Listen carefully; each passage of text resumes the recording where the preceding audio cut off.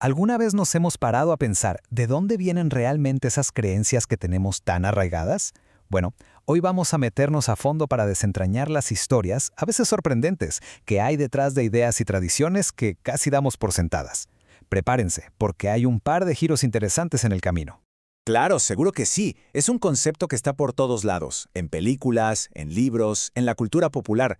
Pero, ¿de dónde salió esa famosa lista? ¿Quién la escribió? Y aquí están: soberbia, envidia, avaricia, ira, lujuria, gula y pereza. Son palabras que conocemos muy bien, ¿verdad? Forman parte de cómo entendemos el bien y el mal. Pero aquí es donde empieza lo bueno. Pues así como lo oyen, a pesar de lo famosa que es, esta lista específica de 7 pecados no aparece, tal cual, en ningún libro de la Biblia. Y claro, eso nos lleva a la pregunta del millón. Si no viene de ahí, entonces, ¿de dónde salió? A ver, vamos a desmenuzar esto. Si la lista no es bíblica en su origen, ¿cómo es que se volvió una idea tan, pero tan central en la tradición cristiana? Fíjense, la cosa es que la lista fue evolucionando con el tiempo. Todo empezó por allá del siglo IV, con un monje que hizo una lista, pero de 8 vicios. 200 años después, el Papa Gregorio I la revisó, la ajustó y la dejó en los 7 pecados capitales que conocemos hoy. Y todavía después, grandes teólogos como Santo Tomás de Aquino profundizaron en su significado. Y ojo, aquí hay un punto clave. Cuando decimos capital, no significa que sea el pecado más grave. La palabra viene del latín caput, que quiere decir cabeza. La idea es que estos 7 son como la cabeza o la fuente de la que nacen muchos otros pecados y malos comportamientos. Y esto nos lleva a un contraste súper importante. Ya vimos que la lista famosa viene de la tradición de la Iglesia, pero ¿qué nos dice la Biblia directamente sobre los pecados que Dios considera más graves? Aquí vemos dos maneras muy distintas de entender el pecado. Por un lado, la tradición católica hace una distinción entre pecados mortales, que son tan graves que rompen la relación con Dios, y los veniales, que son más leves. Pero por otro lado, otras interpretaciones bíblicas dicen algo diferente, que cualquier pecado, no importa si es grande o pequeño, es una ofensa que nos separa de Dios. Ahora, lo curioso es que la Biblia sí tiene una lista de 7 cosas, pero no las llama pecados, sino abominaciones para Dios. La encontramos en el libro de Proverbios, y van a ver que es bastante diferente a la otra. Y esta es la lista de Proverbios. Vemos cosas como la soberbia, la mentira, la violencia, pero fíjense en el enfoque.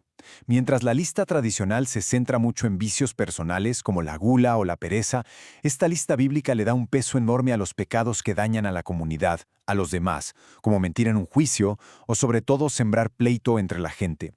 Es una perspectiva, la verdad, muy distinta. Bueno, ahora cambiemos un poco de tema.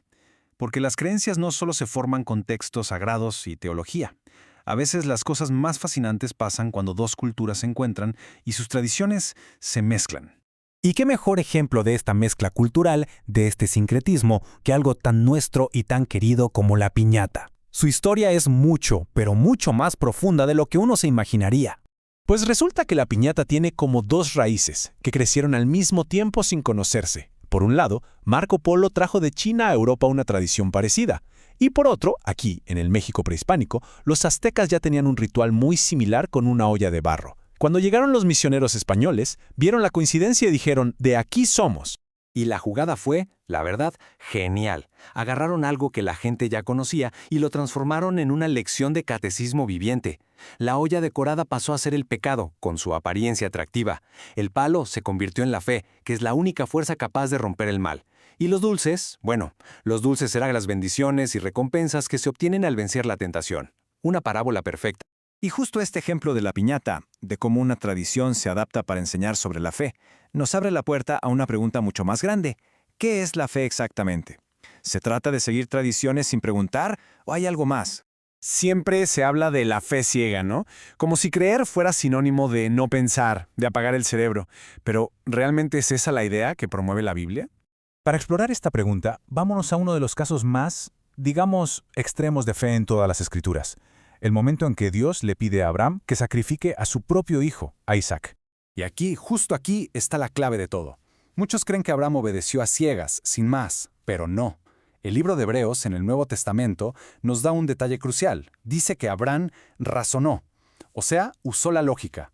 Basado en todo lo que ya sabía de Dios y de sus promesas, llegó a la conclusión de que Dios era tan poderoso que hasta podía resucitar a su hijo si era necesario. Su fe no era ciega, estaba basada en evidencia y razonamiento. Y esto es el corazón de una idea teológica importantísima, conocida como la justificación por la fe. Lo que el apóstol Pablo explica es que la relación correcta con Dios no empieza por cumplir reglas o rituales, sino por la confianza. Abraham confió en Dios y esa confianza fue lo que lo hizo justo ante él, incluso antes de que existieran muchas de las leyes y rituales posteriores. La confianza es la base de todo. Muy bien, entonces, ¿cómo amarramos todo esto? Ya hablamos de pecado, de tradición, de fe. ¿Cuál es el camino a seguir con toda esta información? Pues el apóstol Pablo, de nuevo, nos da un principio que unifica todo. En lugar de obsesionarse con hacer listas de pecados, propone algo mucho más activo. No dejes que el mal te gane. Más bien, gánale tú al mal haciendo el bien. Es un cambio de enfoque total. Y esto nos lleva al punto culminante de todo el argumento cristiano, que encontramos también en Romanos, donde el pecado abundó, sobreabundó la gracia.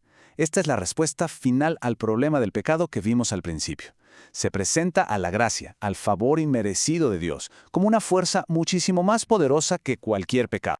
Entonces, si nos quedamos con una sola cosa de toda esta exploración, que sea esta. Nuestras creencias y tradiciones rara vez son algo simple.